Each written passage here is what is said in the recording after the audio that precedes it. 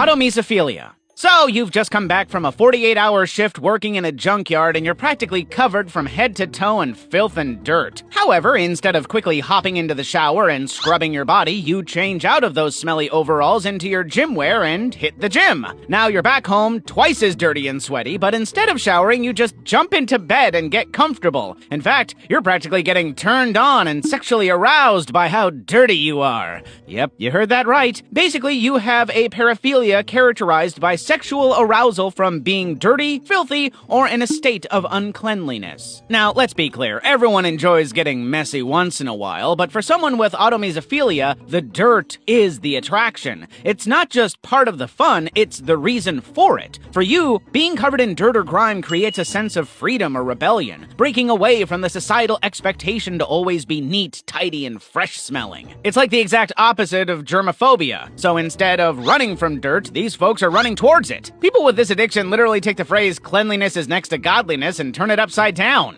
Of course, living with automesophilia can have its challenges. Imagine explaining to your date why you're more excited about the sweaty hike than the candlelit dinner afterwards, or why you keep forgetting to bring a towel to the beach. On the plus side, people with autogynephilia probably save a fortune on cleaning products, and they're likely to be the most enthusiastic participants in any mud wrestling contest or food fight.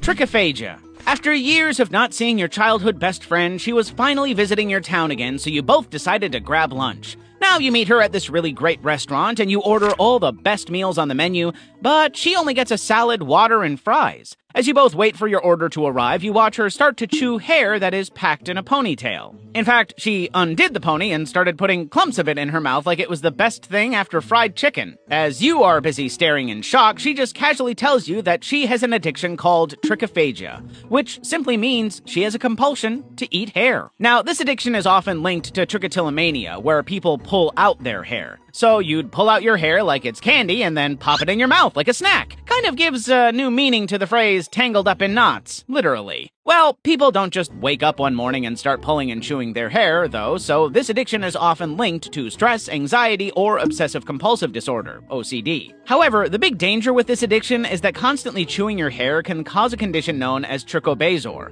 which means that over time, the hair can build up in the stomach and cause some pretty gnarly issues like blockages that might need surgery to remove.